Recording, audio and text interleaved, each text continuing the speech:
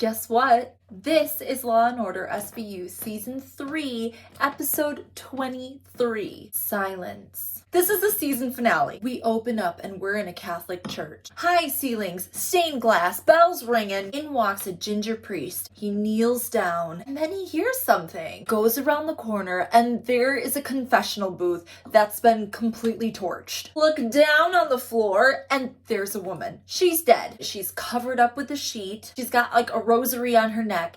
There's candles all above her that are burned all the way down. We jump ahead and Benson and Stabler are meeting Finn at the crime scene. The priest who found the body's name is Father Michael Sweeney. The victim was sodomized and murdered. No ID, no purse. So we get 3 steps into this church and Stabler's down doing this because he is Catholic.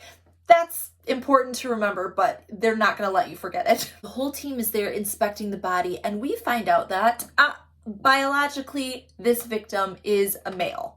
Then blah, blah, blah, they say a whole lot of early 2000s transphobic things. So while they're disrespecting the victim, Stabler's like, what's going on here? There's a message carved into the wood of the burned confessional. It says, Peccavisti. Father Sweeney says that it means I have sinned. Father, have you seen this boy before? Girl, no, I've never seen him before. Her, all right, Father Michael, grab up your robes. We gotta go to the precinct. But before we go, the team's like, this is weird. Why did the perp sodomize and then kill this victim and then go to the trouble of giving them this little ritualistic funeral? Stabler's a few pews down the line. Because it's a church. That Catholic guilt, man. So we jump to the morgue where Emmy Warner is going over the autopsy. There was a little bit of bruising on the thighs and a couple of anal tears, but nothing that really says that this was super violent. Except for the fact that they're dead. Cause of death was a massive hemorrhage from a skull fracture. Blunt trauma to the temple, probably by some metal object. They did find fluids, so we're running a DNA, obviously. No chance of fingerprints, because we found powder from gloves. Benson's like, oh, hang on. The perp wasn't wearing a condom, but he wore gloves? Emmy Warner says, oh, if you think that's weird. I found traces of sodium I have to read this. Dichlorotriazinitrion. Warner rolls this off like it's her child's name. She found this sodium stuff. What is it? It's the main ingredient in scouring powder. Also, there are microscopic fragments of steel wool. This perp used both to scrub the victim's penis. Benson says, so he was really clean. Stabler's hovering over her shoulder and says, and really dirty. Great talk. We're talking to Father Michael again. He doesn't know the victim, but he bets he knows somebody who does. And we, for the first time, get to meet Sister Peg. Sister Peg is amazing. She's got a heart for Jesus and a heart for people living on the street. Munch and Finn hand over a picture of the victim. Oh, dear Lord Jamie. Victim's name was James Doyle. Goes by Jamie. 16 years old. Ran away from home when her parents tried to lock her up in a treatment center. We find out that Jamie was doing sex work to save up for gender reassignment surgery. So we're back at the precinct and the system has not shot out anybody with similar MOs. Cragen wants to run it again, focusing on transsexual and transvestite victims. It's gonna be a long list. Oh, but guess what? They've got a DNA hit. Mr. Gus Yoder. So Munch and Finn head over and they pull this guy out of a car that he's detailing at work. Picture if Sacha Baron Cohen was playing a leprechaun. He claims he doesn't know Jamie, but guess what? He's wearing gloves. Well, it's time to go down to the precinct, but he asks them not to touch him. Finn's like, oh, you're a racist. And Munch says, I'm a Jew. Is that any better? Well, it turns out the reason he didn't want to be touched is because he's a crazy germaphobe. We get to the precinct and Finn asks him, hey, why are a million little Gus Yoder swimming around inside Jamie Doyle? They're going all bad cop, and throwing in a lot of transphobia to boot. Who killed Jamie when you found out he was a dude? Finally, Yoder's like, okay, I picked Jamie up, we had sex, but they were alive when they got out of the car. So on the other side of the two-way mirror, Cragen's got butts on the brain because he's like, this dude's sphincter gets any tighter, he's gonna explode. Huang is there too. He probably has OCD. I guess he washes his hands 50 times a day. Huang wants to look at that crime scene. And as soon as he starts looking at the pictures, he's like, this motherfucker couldn't have done this. You see that rosary placed around the victim's neck? That was done post-mortem. There's no way Yoder would go near a dead body. What's this? He's pointing to the picture of the carving. Stabler's like, oh, I got this one. That says Peccavici. It's Latin. Means I have sinned. No, Peccavi means I have sinned. Picavisi means you have sinned. Oh shit. So Huang has a theory. He thinks that Jamie's death was an accident. This is an act of contrition. So if Jamie was the accidental victim, who was the target? They think based on that confessional being burned, the target was a fucking priest. Cragen's good at his job, so he's got a sneaky suspicion that Father Michael knows something about this. So they're doing a little research. They find out that back in '96, Father Michael was working at a Catholic school in Hoboken. Then he left abruptly, right in the middle of a term. So take this information and go back and question Father Michael. Before he goes, Cragen wants to check in. So remember, Stabler's Catholic, and this is shaking his faith. You can tell it's serious because Stabler's like, whisper talking, and after he finishes a sentence, he just stares for a minute.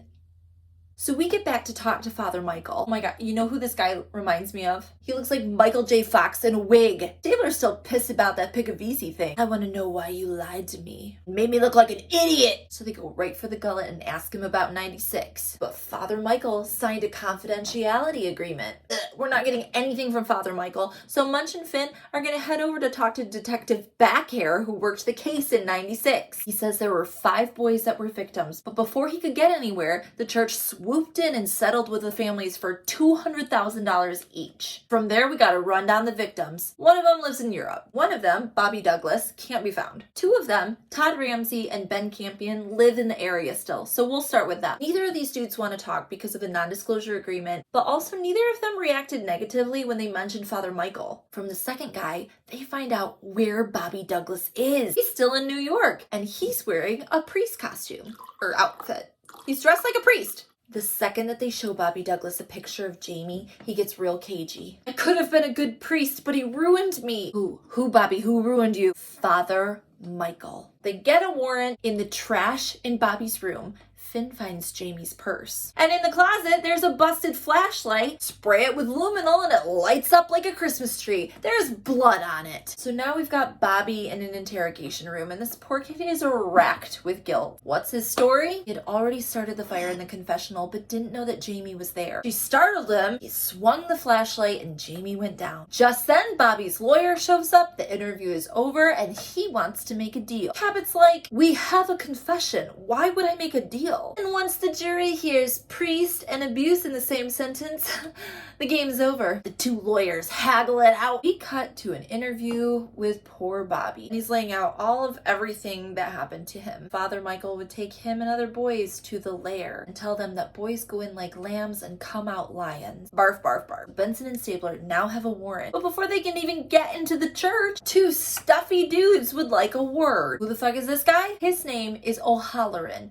and he represents the diocese. He's there with Bishop Mallinson, who's like the head Catholic honcho. And I know this because Stabler gets all like giddy and excited. They tell Benson and Stabler that they should be more concerned with the vendetta that Bobby has against Father Michael. What vendetta? Father Michael wouldn't let him into the priesthood. The priesthood is under attack. To his credit, Stabler says, sorry, Your Grace, we're conducting this search warrant. They head into Father Michael's room, and it's stark. Picture on the wall, old ass TV, bunch of VHSs, and one of them says MS April 2001. It was about the time he left the youth center. What do you think is on the video? Nope, you guessed wrong. It is Father Michael giving a full confession of all his desires to another priest. He's admitting to all of it, not the acts, but the thoughts. This is weird, right? Huang says this is called aversion therapy. His desires are recorded and played on loop back to him, and he's supposed to,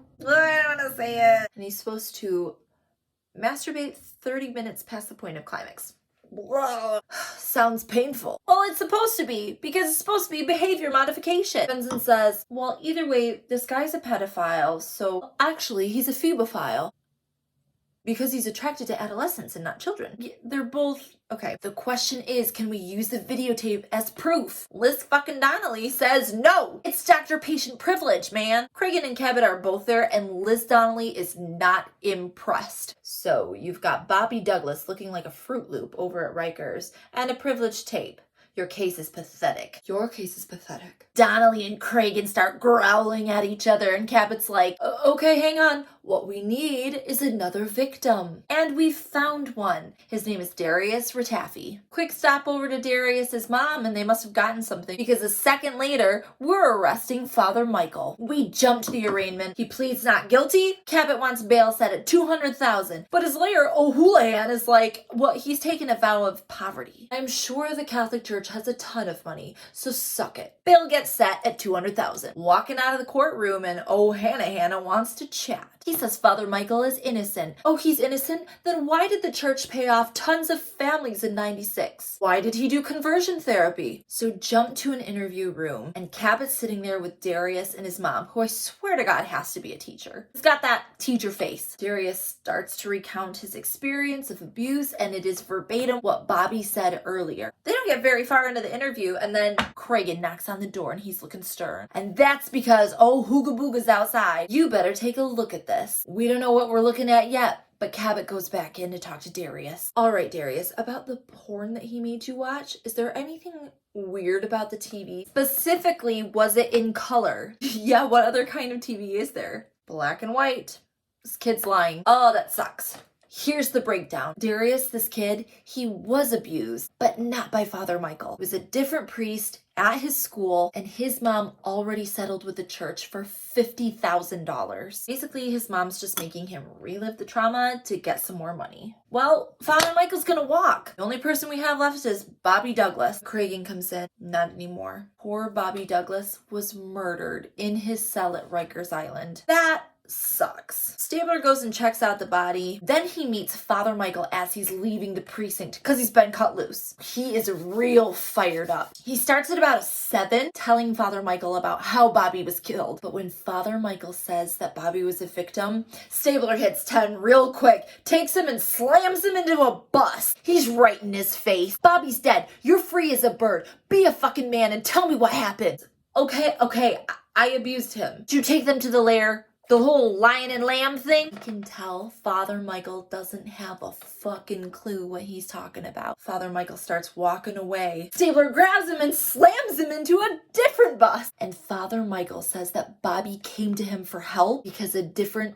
priest abused him. But he feels responsible because he didn't do shit. You see, he can't tell on another priest if that priest confesses to him. You priests, you got it all figured out, don't you? Confess to each other and you go right on sinning. Father Michael insists that he has never broken his vows, meaning he's never abused any boys. Stabler says, go to hell. So now we know there is a different priest preying on these kids. Cabot wants a subpoena, but Hula Hoop over here is arguing against her to the judge. The judge, though, agrees with Cabot that all of this shit that the Catholic priests are pulling is garbage. You get your subpoena, so now the diocese has to give up all reports of abuse, records of police transfer, access to all their money stuff. So now the team's digging through all these damn records. Guess what they figure out? Guess who the bad guy is? None other than Bishop Mallinson. We are back at the church, where Stabler walks in and shouts to Father Michael in the most echoey of corridors. I know who you're protecting. Father Michael says he can't tell. But what about the faithful, Father? Who takes care of us? What about my vows? What about the children? Stabler must have turned that Catholic guilt right around on Father Michael because they head directly out to confront the bishop. After this dude knows what's going on, he looks accusingly at Father Michael. How could you do this? You'll get kicked out of the church. Be banned from sacrament. You're risking your soul, Father Michael says. I believe I'm saving it. And that was Law & Order SVU Season 3, Episode 23. Jum jum.